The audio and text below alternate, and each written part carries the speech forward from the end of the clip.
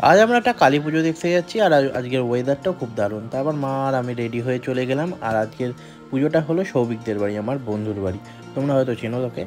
আর এই যে পুজো হচ্ছে আমরা চলে গেলাম, আর এটা হলো রটন্তী কালী পুজো, তাই জন্য কালী ঠাকুরটা এরকম। তো এখানে প্রচুর লোক নিমন্ত্রিত ছিল, প্রচুর লোক ছিল, আমার বন্ধু বান্ধব, সৌভিকের বন্ধু, আমরা কমন ফ্রেন্ড, তোমাদের বন্ধু বান্ধব। এখানে চণ্ডীপাঠ হচ্ছিল। প্রত্যেক বছর এই সময়টাই এই রটন্তী কালী পুজো এদের বাড়িতে হয়ে থাকে। আমরা সবাই মিলে গল্প করছিলাম, তারপরেই মায়ের জন্য ভোগ আনতে সবাই চলে গেছিলো, সব ভোগ যাচ্ছে মায়ের জন্য।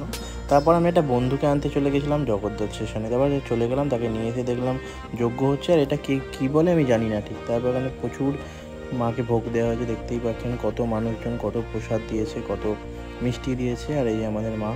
তারপর এখানে প্রদীপ জ্বালানো হচ্ছিল, তারপর অঞ্জলি শুরু হয়ে গেল। আর এই জায়গাটা ছিল একদম ভোগ খাওয়ার জন্য, প্রচুর মানুষ ভোগ খাচ্ছিল, কি সুন্দর ড্রেস পরে ওরা সার্ভ করছিল। আর এখানে এটা হলো ভোগ, এর সাথে পায়েস, চাটনি, টাটা।